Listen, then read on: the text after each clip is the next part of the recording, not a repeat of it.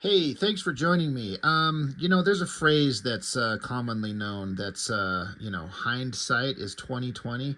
Um, Meaning like, yeah, looking back on a thing, you can see it more clearly later on than you could when the thing was going on.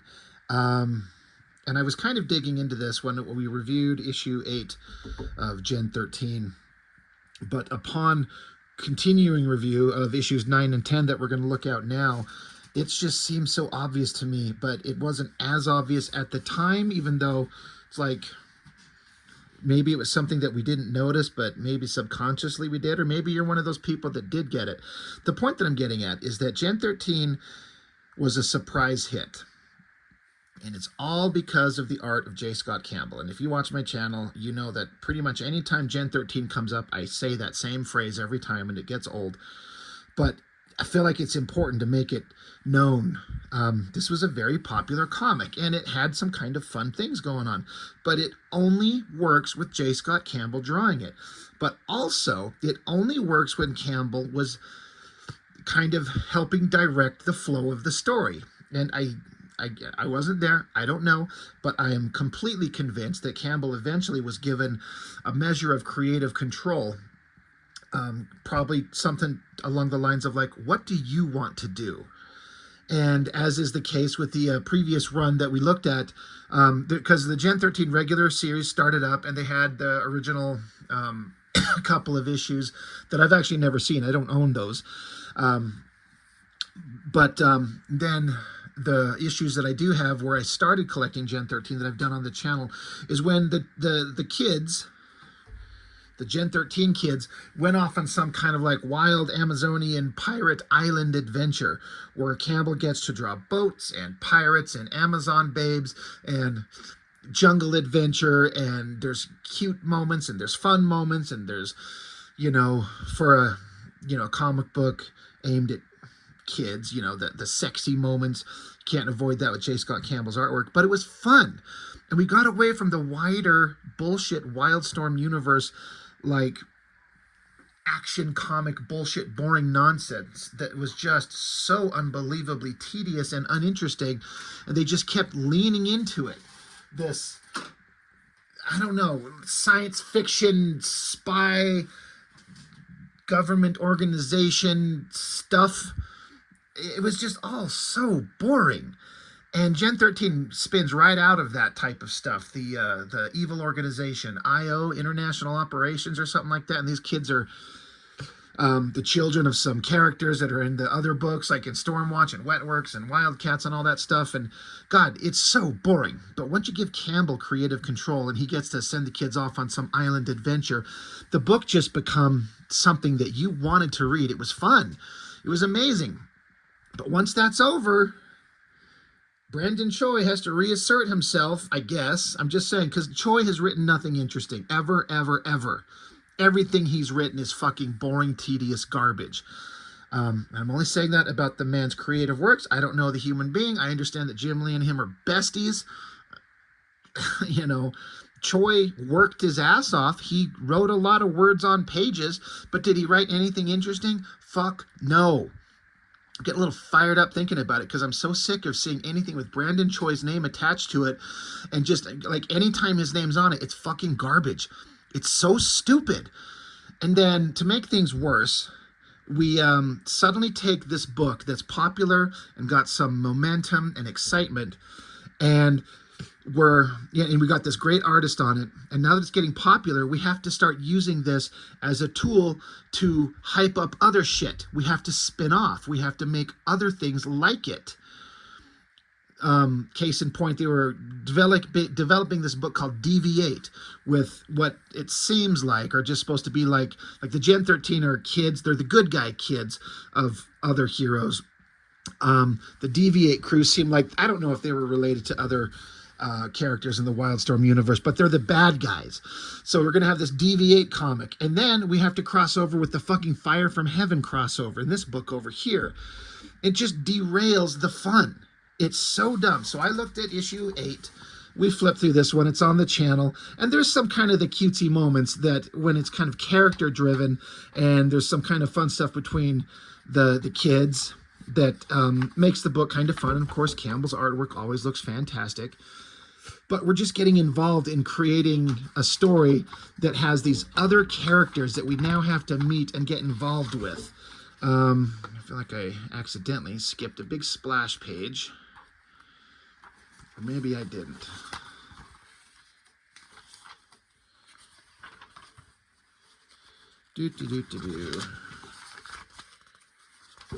Yeah, here we go.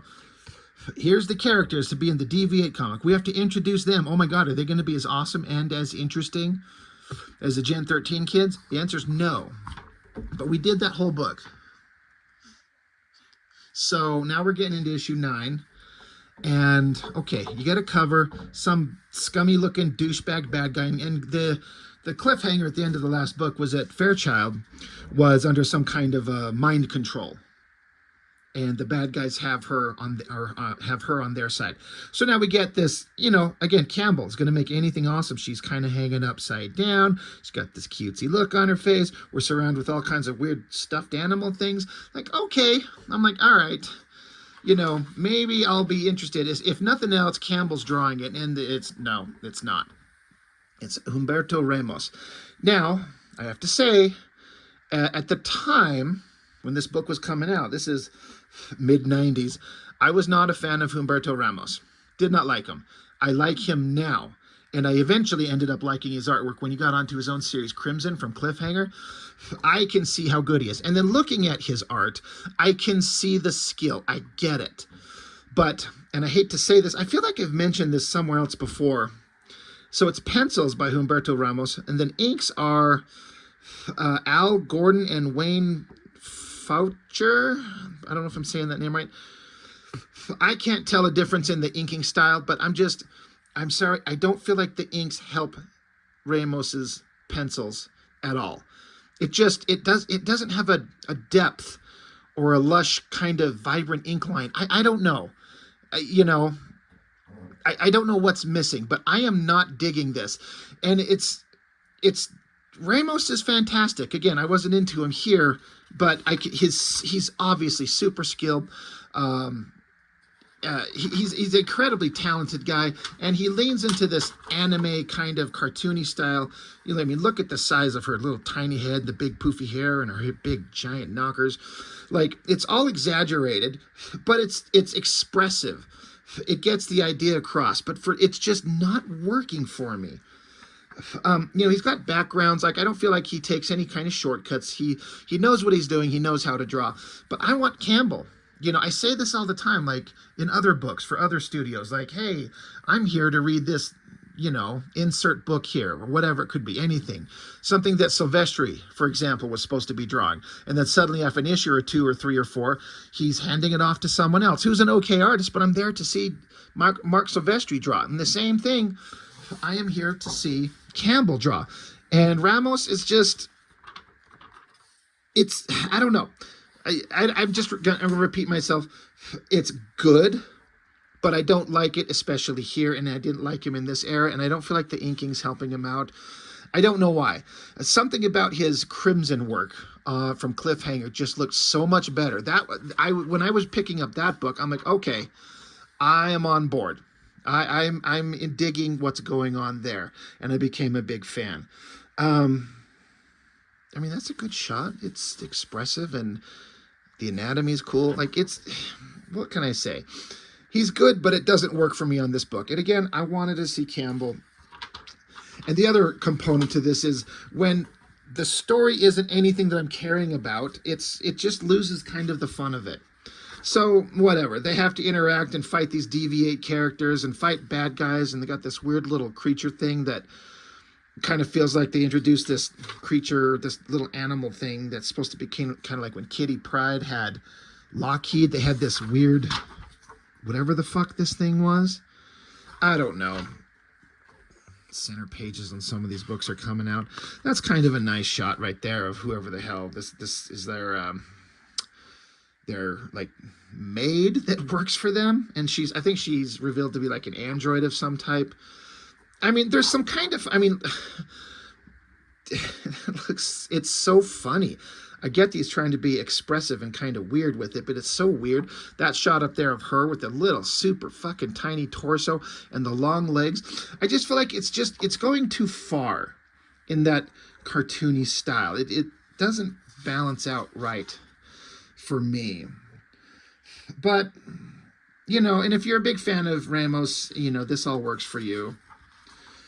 But, yeah, just wasn't having it. So I remember getting this book and just being super disappointed because I'm like, what happened to the fun that was Gen 13? Because we had the island adventure, and then Jim Lee took over for 2 issues, and that was fucking boring as hell. And then now we've got these issues, and it's like, all right, at least 1 issue was Campbell, but it's still boring as hell. Now we got another artist on board, so it's kind of boring as hell. That's a solid drawn boat for sure. It's just, so this is just like a case study of taking something that should be amazing and awesome and just driving it straight into the telephone pole and killing everything. You know, you had all this momentum and this excitement, and I mean, I guess I get it from a business perspective. You get something successful, you try to capitalize on it, but that kind of starts killing the artistic creativity and relevance of the work by like, oh, we got to spin it off and we got to cross it over with other stories. We got to do all these things with it. I'm like, how about you just let the book just live and breathe the way it should be? But again, they probably didn't understand that the actual brilliance of Campbell and his work and his ideas and his stories, which is after he gets done drawing Gen 13. I mean, Campbell's on the book for a decent stretch. And when he goes off to do Danger Girl, he creates like maybe the best book to ever come out of Wildstorm and Image Comics in that era. Danger Girl, story, art, everything is just absolutely perfect. But I just don't think they knew what they had. They just were starting to get an idea, an inclination of what's going on. And to kind of further hammer home the point of fucking up the momentum of the story and the adventure of these Gen 13 kids, now suddenly we're on chapter 3, because we just looked at issue 9 of Gen 13. Now we're on issue 10, but this is chapter 3 of the stupid, fucking, boring Fire from Heaven. So now we're just in this whole other thing. Like, the characters are in adventure. There's Grifter. There's one of the Stormwatch douchebags, I think. So they're just fighting back and forth. And I was not collecting Fire from Heaven because, you know, it was the most uninteresting storylines is literally almost anything from Wildstorm Comics, especially in the wider, like, universe crossovers. There's no crossover from Wildstorm that was awesome. Like, I mean, come on, anybody out there, when you think about the greatest kind of crossovers that have ever happened in the history of comics, like, you go back and look at Jim Lee Studios had one of those. No, they did not. Not when he was in charge with Brandon Choi. And so you're just thrown into the middle of this adventure. Like, okay, there's Deathblow, there's Lynch, there's whoever the hell this guy is. I don't know. So another kind of wasted fucking issue.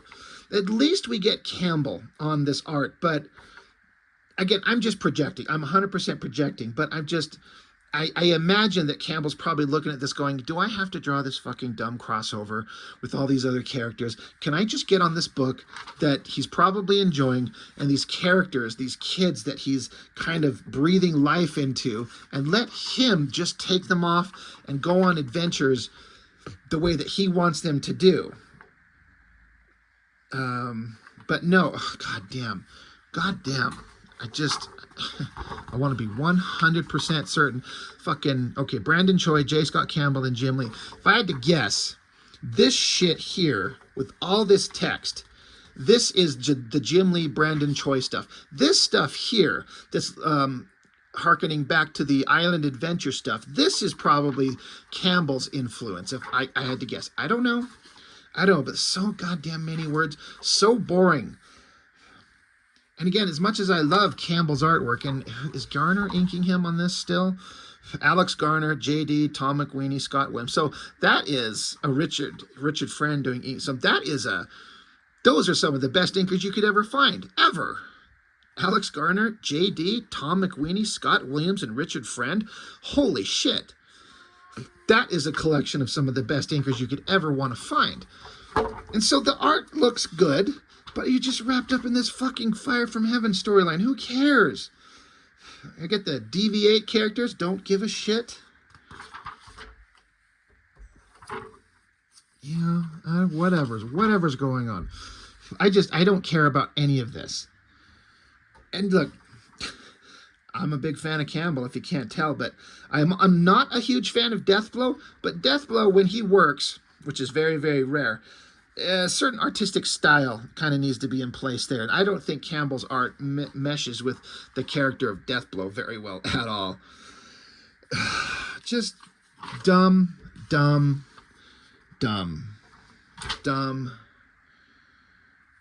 manufactured fake pathos, like we're supposed to care. There's sadness. There's, oh my God, oh, this girl, she can control stupid grunge by kissing him. Yeah, well, that comes straight from a Claremont X-Men playbook. Girl kisses guy for reasons. So I'm done fucking talking about this thing. And I guess Miles Craven, the most interesting villain in the history of Wildstorm universe, gets reborn in this body because we don't fucking care. Continued in Wetworks number 16. Waste of time, waste of skill for a crossover that no one remembers and no one gives a shit about. Like, I'm getting more pissed off the more I think about it. Like, you know, it's easy, again, hindsight 2020, me as a stupid ass armchair internet loudmouth critic, to say you should have done this, as if I know anything. I don't. I'm just some dumbass looking back saying, here's the best version of the world that could have existed here, and you fucked it up. And I feel like they gave Campbell a lot more creative control as the book went on, and it got to be more fun. But this is like, again, the Jim Lee issues, I can't remember. They're 6 and 7, I believe it is. Those suck from a story point. All of these suck from a story point. This is just not fun. So sorry to be such a downer on this one, but just Gen 13 had some interesting momentum going on, and they just screwed it up. And then here we are with this boring waste of time and effort. But so we got to wade through this garbage to get into some of the other funner stuff. So that's all I got for this one. Thanks for joining me. I appreciate it. I'll see you next time.